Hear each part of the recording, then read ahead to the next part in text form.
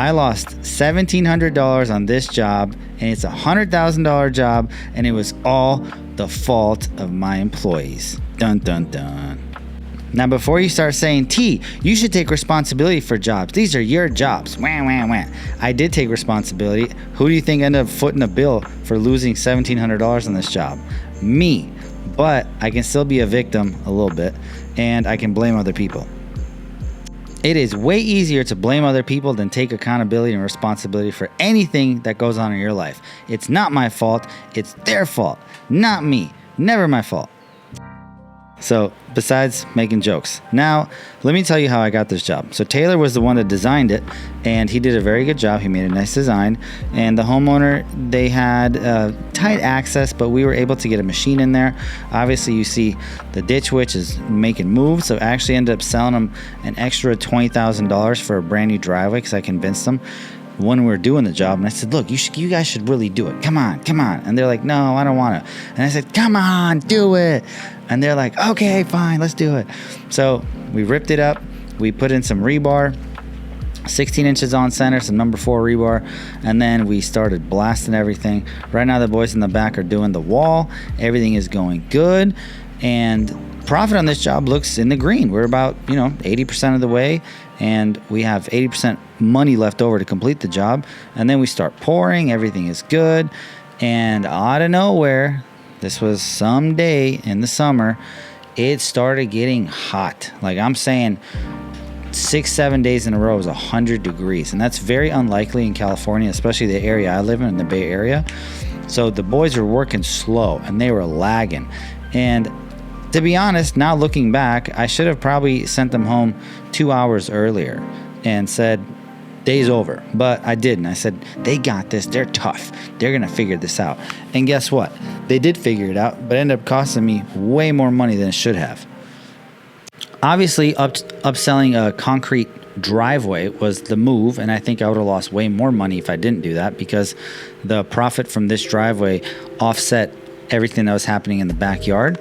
But one thing that I will say is that, the organization, everything was going fine. And at this particular moment, I was in the midst of testing whether or not 5 crews or 5-man crew is better than a 4-man crew. So this crew had a 5-man crew, and later on I come to find out that a 4-man crew is better and more efficient. And now I have discovered that a 3-man crew is better than a 4-man crew. So it all has a lot to do with trial and error, and you guys get the hack, because you're gonna be watching this video and you're like, well, dude, I have a 2-man crew and I'm doing okay. Bro, you should upgrade and get a 3-man crew. And for the guys that have a 6-7-man crew, 5-man crew, try a 3 or to a 4-man crew. It is much better, much more relaxed, and mistakes happen less because the project manager, the crew leader is not babysitting 3 people, he's only babysitting 2 people. These are some of the things you're going to be able to learn from trial and error, experience. There's no algorithm for experience. You have to walk the walk. And boy, do I walk a lot. Oh boy. So right now we're doing pavers. Obviously they're cutting everything real nice. Everything's going smooth. This stoop was kind of a pain in the ass because we had to strip everything and then put bullnose back in and then finish everything off. So some of the things here just took a little bit too long, and I know it has a lot to do with weather. And you'd be like, T, why are your guys wearing long sleeves? Isn't that crazy? They shouldn't be wearing short sleeve. Well, it's actually quite opposite. When you wear short sleeves in the summer, you get hotter. When you wear long sleeves in the summer, the sun stays off you and you actually cool off, and it's cooler. I know it sounds crazy, but that is how it works. The question you've all been waiting for: did you take some disciplinary action against the employees? Did you fire anyone? Did you dock anyone's pay? Did you make them sit outside and stand in the corner in the hot sun because they're grounded? No, I did not. I didn't do any of that. I was an adult. I had a grown-up conversation. I pulled the crew leader, the project manager, and the mason aside, and I said, hey guys, look at the spreadsheet. The spreadsheet is not looking good. This is very, very bad.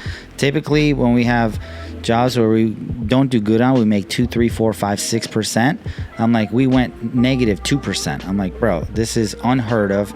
This is not acceptable, and we need to figure it out. What the hell happened? So we came up with a game plan. We figured it out like grown-ups, and then we made sure that it didn't happen again. And obviously, it's not a guarantee, but if we can prevent these days from happening, then it's a win for the company. This is the finished product. We have a little dog run over here, and then we have some plants. We have pavers, which are very nice. A magnolia tree. Magnolia tree's up top. And the boys actually put a bunch of lights, for string lights for the homeowners to hang out at night, which is pretty nice. This is something that I have not seen before. I've never even, looks good, hose link. I like it.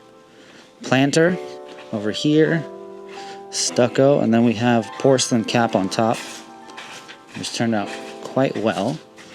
Artificial turf here, concrete pad. We didn't do this fence. Some fence guys did, but they did a good job. And walk-in, this is like the utility area. 2 steps going up. And then the front yard. This one was a super basic one. Easy, simple job. A little area for the dog to hang out in. And also, paver patio with these beautiful bullnose steps that have LED lights underneath. And then, walk in here. This is where I convinced the homeowner to do the driveway. So, driveway turned out good. Close the door. Did you close the door? Gosh, retard. Okay, this is a concrete driveway that we did to complete the look. And then the fence in the front, that was also not done by us. That was done by someone else, but looks good. This neighborhood is, you know, it's in a decent area, but there's a lot of dog traffic, and I think they didn't want other dogs peeing and pooping in their yard. That's why we built a fence. What do you think, Cameron? Is it pretty nice? I like it. I like the hardware in the gate. So satisfying. Yeah. See you later.